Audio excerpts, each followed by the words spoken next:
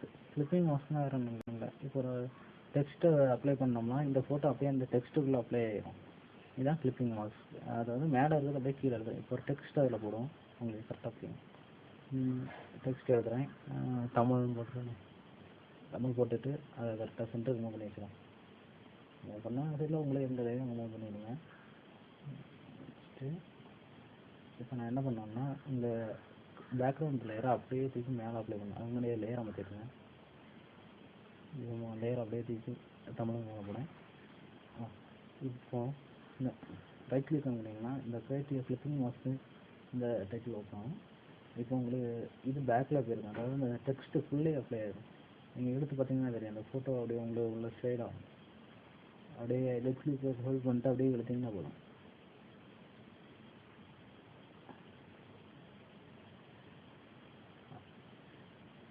சரிங்களா?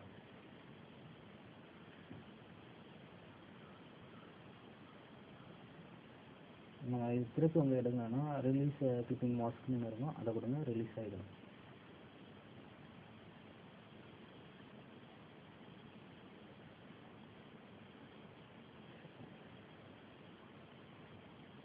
இப்போ நான் இதை டெலிட் பண்ணிக்கிறேன்.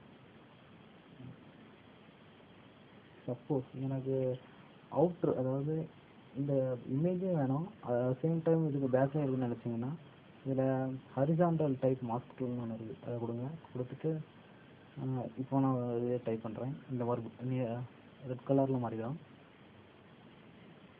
நம்மளுக்கு டைப் பண்ணுறேன். இப்போ அதை எடுத்து விட்டோன்னு பார்த்தீங்கன்னா ஒரு மாதிரி செலக்ட் பண்ண மாதிரி ஆயிடும். இப்போ எடிட்டில் போய் இதில் ஸ்ட்ரோக்னு ஒன்று இருக்கும். இப்போ நான் நியூ லேயர் ஒன்று கிரியேட் பண்ணுவேன். கிரியேட் பண்ணால் பார்த்தீங்கன்னா அதில் ஸ்ட்ரோக் விசிபிள் ஆகிருக்கும்.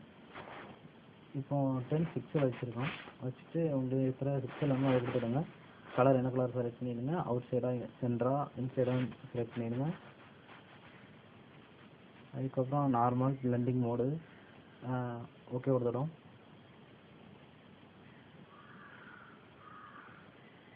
ஓகே கொடுத்துட்டு இப்போ அந்த கண்ட்ரோல் டி அடித்து பார்த்துட்டிங்கன்னா தெரியும் உங்களுக்கு அந்த இமேஜ் உள்ளேயும் இருக்கும், அதே சேம் டைம் அதாவது அந்த இடம் மட்டும் கேப்பில் மட்டும் விட்ட மாதிரி இருக்கும்.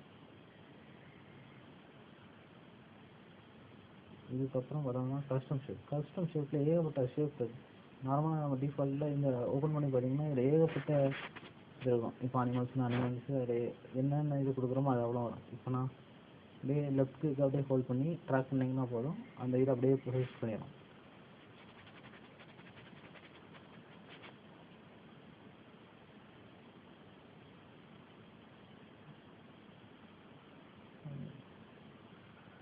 சப்போஸ் இந்த ஷேப்புக்குள்ளே எனக்கு அந்த இது வேணும், அந்த ஃபோட்டோஸ் வேணும்னு நினச்சிங்கன்னா அதையும் பண்ணலாம்.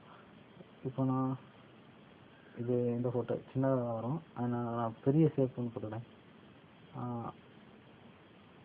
அந்த பேரை நல்லா பெருசாக எடுத்துக்கிறேன்.